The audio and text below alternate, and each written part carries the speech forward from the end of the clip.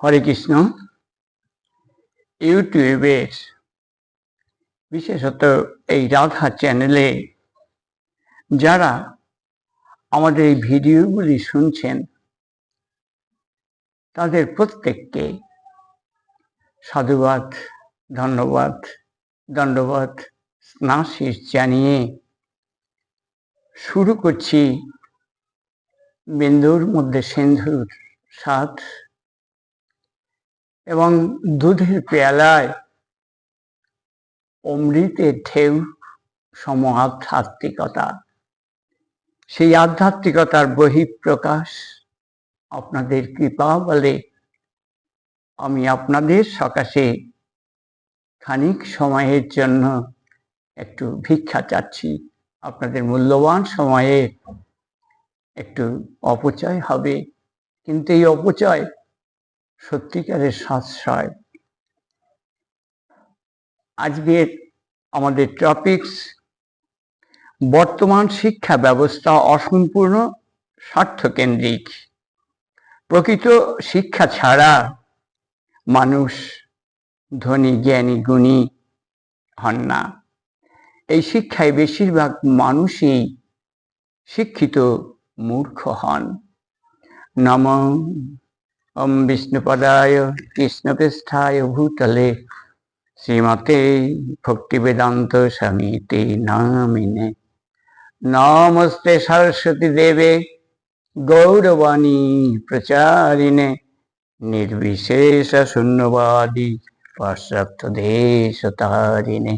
শ্রীকৃষ্ণ চৈতন্য প্রভু নিত্যানন্দ শ্রী অদ্বৈত গদাধর শিবাসাদি শ্রী গৌর ভক্তবৃন্দ। হরে কৃষ্ণ কৃষ্ণ কৃষ্ণ হরে হরে, হরে রাম রাম রাম হরে হরে। হরে কৃষ্ণ। শাস্ত্রে বলেছে নেন্দ্রিয় প্রীতি লাভ জীবের যাবতা, জীবস্ব তত্ত্ব জিজ্ঞাসা যস্যেহ কর্মভি। যেই শিক্ষা ইন্দ্রিয় তর্পণের জন্য হয়, শুধু জড়জাগতিক পাণ্ডিত্য দেখাবার জন্য হয়, যেই শিক্ষায় তত্ত্ব জিজ্ঞাসা নেই, সেই শিক্ষা আধুনিক বলা যায় না। সেই শিক্ষা অসম্পূর্ণ। কেন অসম্পূর্ণ? যে বর্তমান শিক্ষা ব্যবস্থা দ্বারা মানুষ অনেক জ্ঞানী, গুণী, পণ্ডিত হচ্ছেন, কিন্তু প্রকৃতপক্ষে তাদের সেই সাত্ত্বিক পাণ্ডিত্য জন্মাচ্ছে না। যার জন্য সমাজ সেই পাশ্চাত্য সমাজের মতন, যেই সমাজগুলি স্বার্থকেন্দ্রিক, যেই সমাজগুলি জাতকেন্দ্রিক, সেই সমাজের মতো হয়ে যাচ্ছে। কিন্তু আমাদের ভারতীয় সংস্কৃতি কখনোই জাতকেন্দ্রিক নয়। আমাদের এই সংস্কৃতি বৈচিত্র্যের মধ্যে একতা। তাই সেই সুমহান লক্ষ্যে আমাদের আজকের এই টপিকস। তাই যদি প্রকৃত শিক্ষা আমরা পাই, তাহলে বিদ্যা বিনয়ং দদাতি। বিদ্যা মানুষকে বিনয় দান করে, বিদ্যা মানুষকে খাঁটি পণ্ডিত তৈরি করেন। বিদ্যান মানুষকে অসুর তৈরি করে না।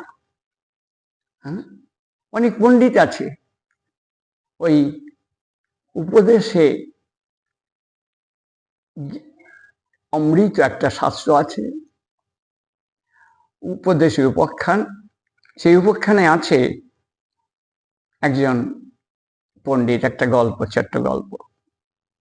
একজন পণ্ডিত এক গ্রামে আছেন।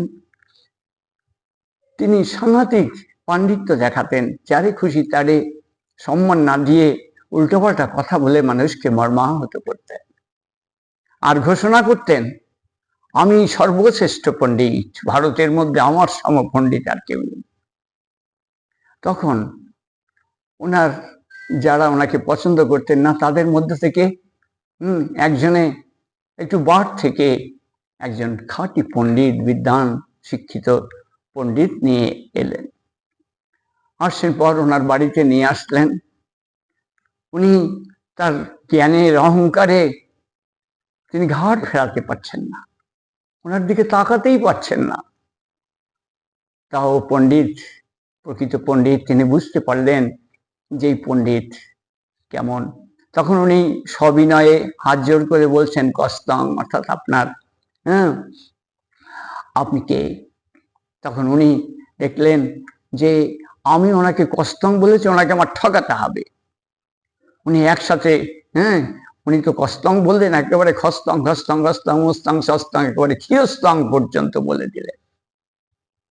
উনি ভাবলেন আমি একটা বিরাট পাণ্ডিত্য দেখালাম ওই পণ্ডিতের কাছে।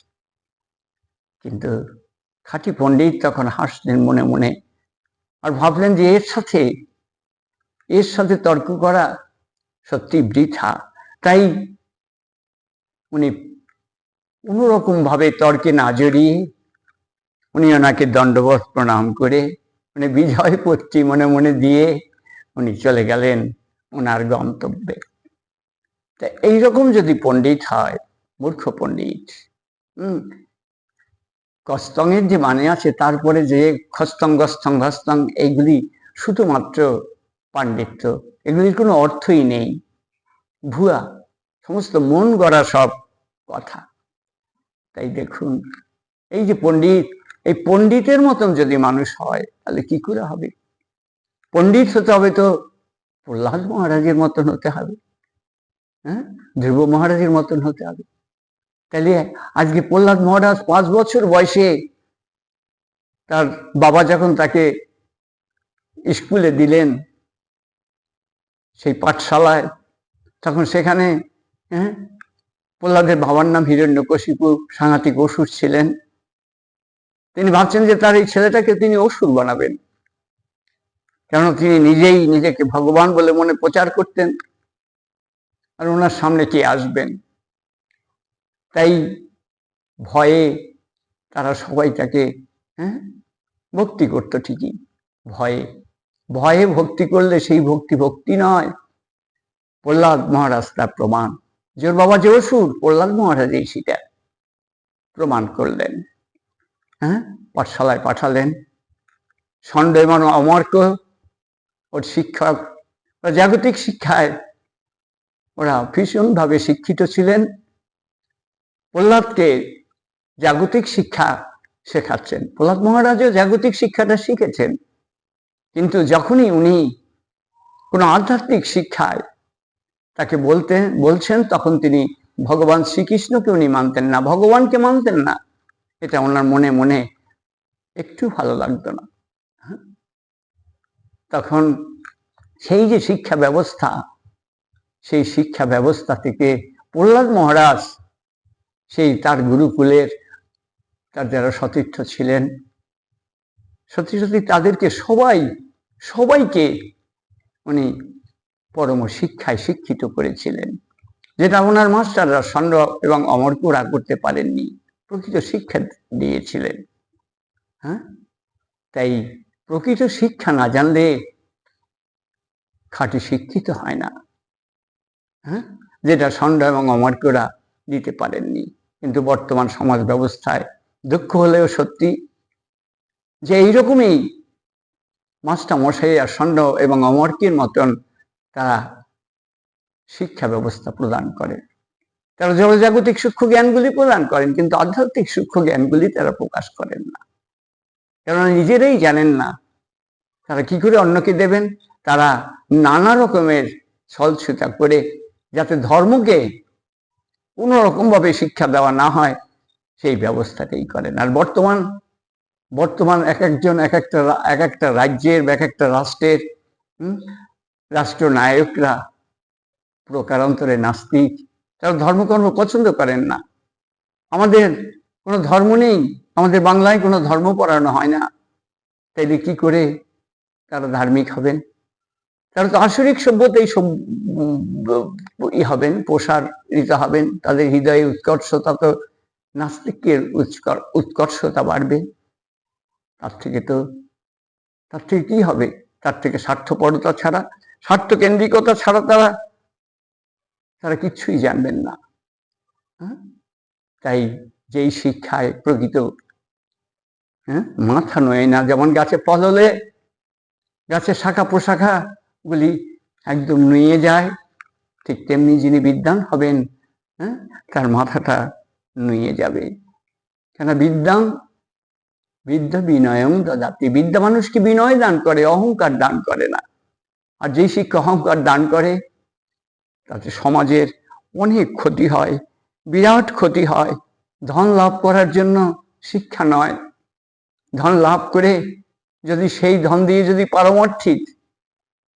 পরমার্থই লাভ করা না গেল, তাহলে সেই ধনের কি মূল্য আছে? সেই ধনের কোনো মূল্য নেই। সে নিজেকে জানলেন না, তিনি ব্রহ্ম জিজ্ঞাসা করলেন না। চাইলে তার লেখাপড়া, মানুষ তো লেখাপড়া শিখে আগে নিজের জীবন বাঁচায় এবং তারপরেই সে একদিন যে চলে যেতে হবে সেই শিক্ষা পেতে হবে। আপনি একদিন চলে যাবেন, এটা যদি আপনি ভাবেন, দেখবেন আপনার মনের মধ্যে যে ইন্দ্রিয়রূপ পশুগুলি ষড়রিপু রয়েছে, যাকে পশুর সাথে তুলনা করেছে, সেইগুলি একদম নিস্তেজ থাকবে। আপনি যদি শ্মশানে যান, দেখবেন সেই শ্মশান বৈরাগ্য মুহূর্তের জন্য উদয় হলেও হবে। তাই আমাদের প্রকৃত শিক্ষা গ্রহণ করা উচিত। জাগতিক শিক্ষা লাভ করে যা ফল লাভ হয়, তার থেকে যদি প্রকৃত শিক্ষা লাভ করা হয়, তাহলে তার ফল কোটি কোটি গুণ বড়। এখন আপনারা প্রশ্ন করতে পারেন যে প্রকৃত শিক্ষা কি প্রভু? প্রকৃত শিক্ষা খুব সোজা। জাগতিক শিক্ষাও দরকার আছে, প্রকৃত শিক্ষাও দরকার আছে। তাই প্রকৃত শিক্ষা হচ্ছে জাগতিক শিক্ষার সাথে আধ্যাত্মিক শিক্ষার সংমিশ্রণ। যদি সেটা করা যায় তাহলে লাভ আছে। আর যদি সেটা না করতে পারেন, তাহলে সমাজের দিকে চেয়ে দেখেন, বড় বড় শিক্ষিত হয়ে তারা ভুলে যায় তার সংসার, ভুলে যায় তার বাপ মাকে, এবং বড় বড় আমলামন্ত্রী হয়ে তারা জেল খাটে। তাই এই শিক্ষা ব্যবস্থাকে ঠিক, এই শিক্ষা ব্যবস্থায় মানুষ স্বার্থ কেন্দ্রিক হয়, পরমার্থ কেন্দ্রিক হয় না। নিজেকে জানে না আমি কে, এই প্রশ্নের উত্তর তারা জানে না। মাস্টারমশাইরা পর্যন্ত, বেশিরভাগ মাস্টারমশাইরা জাগতিক শিক্ষার কচকচি করেন, কিন্তু পারমার্থিক শিক্ষায় তারা ক অক্ষর গোমাংস, তারা জানতেই চান না। তারা ভাবেন এইগুলি শিখে কি লাভ আছে, ওইগুলি ওই সাধুরা, মায়াপুরের সাধুরা করবে। কিন্তু না বন্ধু, আপনি একবার ভাবুন, একদিন এই পৃথিবী ছেড়ে আমাদের চলে যেতে হবে, এতে কোনো সন্দেহ নেই। Man is mortal, man is not immortal. তাই সেটা যখন চলেই যেতে হবে, একদিন তো এইটাই তো কনস্ট্যান্ট ট্রুথ, সেইটা একটু ভাবুন। যদি আপনি ভাবতে পারেন, যদি এই বয়সে ভাবা খুব অসম্ভব, কিন্তু সেই ভাবাকেই শিক্ষা বলা হয়। তাই সেটা প্রকৃত শিক্ষা না থাকলে, শাস্ত্রীয় জ্ঞান না থাকলে আপনি কি করে প্রকৃত শিক্ষিত হবেন, প্রকৃত জ্ঞানী হবেন, প্রকৃত বুদ্ধিমান হবেন? তাই জাগতিক শিক্ষার সাথে আধ্যাত্মিক শিক্ষার সংমিশ্রণ আপনার সংসার, আপনার পাড়া, আপনার ডিস্ট্রিক্ট, আপনার প্রদেশ, আপনার দেশকে পরম উন্নতির দিকে এগিয়ে নিয়ে যাবে। এবং আমরা ভারতবর্ষের, আমাদের প্রথম শিক্ষা হচ্ছে ভারতীয় সংস্কৃতি। সেই ভারতীয় সংস্কৃতিকে আসুন আমরা মানি, এবং আমাদের এই সংস্কৃতিকে মাথায় করে রেখে আমরা সবাই পঞ্চম পুরুষার্থ কেন্দ্রিক শিক্ষা তথা যুগধর্মের শিক্ষা আমরা গ্রহণ করি। তাই আমার সাথে একটু বলুন, হরে কৃষ্ণ কৃষ্ণ কৃষ্ণ হরে হরে, হরে রাম রাম রাম হরে হরে। এই মহামন্ত্রের আলোকে আসুন আমরা আকাশ বাতাস তথা আমাদের ভারতের কে মুখরিত করি। এই প্রার্থনা রেখে সবাই সুখে থাকেন, সুস্থে থাকেন প্রার্থনা জানিয়ে। আর যদি এটা ভালো লাগে আপনাদের, তাহলে অতি অবশ্যই সাবস্ক্রাইব করবেন। এই প্রার্থনা রেশনায় এক্ষুনি আমরা ইতি টানছি। হরে কৃষ্ণ।